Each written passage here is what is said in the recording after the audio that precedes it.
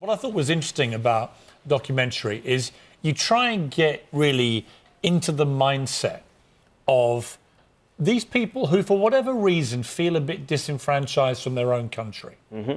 Yeah, it was difficult. You know, something that, Christian, the director, was brilliant. He just said, remember the question, why? The question is always why.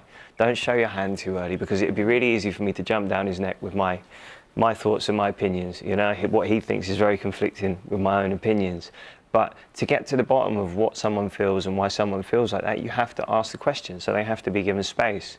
I actually later went on to end up in quite a hairy situation at a Britain First march, because I spoke to Jada, and do you know the funny thing is that I was actually... Jada Franson, whose tweets were retweeted, of course, by the president...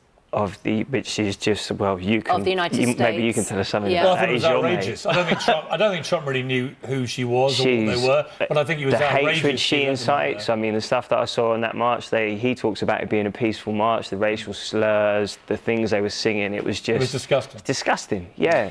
But you're trying to get to the heart of why there is this sort of feeling amongst some white... working because class it's not all. men the thing I didn't who feel like their voices have not been heard in a liberal, multicultural society. They're being leveraged, really, I think, because there is an anger and an unrest because they are in a situation which is not a very pretty one for the larger part. You know, it's not just about being white and working class either, is it? It's about being working class. There are ceilings. We have worse education, which doesn't open up as many opportunities, not having the support and the safety net. David, in that clip, is a young kid who lost both his parents at 16 and therefore ended up homeless. You know, and you've got Simon, what's his name, running around saying that people who are homeless choose to be homeless. Did he choose to be homeless? No, he just didn't have a safety net. You know, he was in a hostel and because he was illiterate, missed out on 2 housing placements.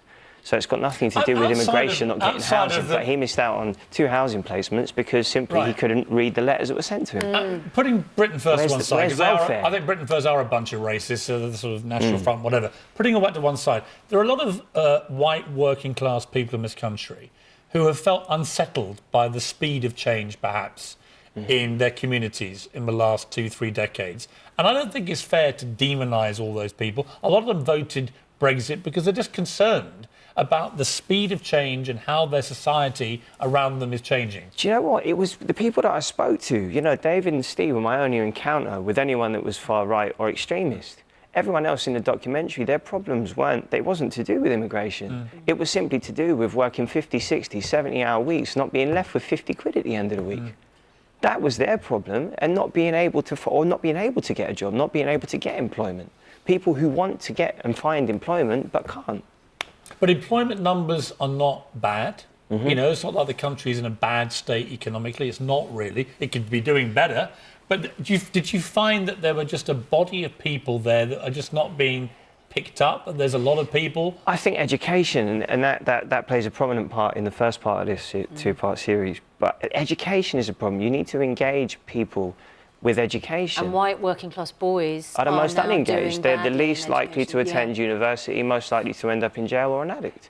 And how do you engage people with education? You know, university fees, £50,000 of debt when you don't even see £1,000. Why are you going to walk yourself into that? And that's the same for everyone. Again, you know, something that and it was clear before the documentary, but most of these problems transcend both race and gender.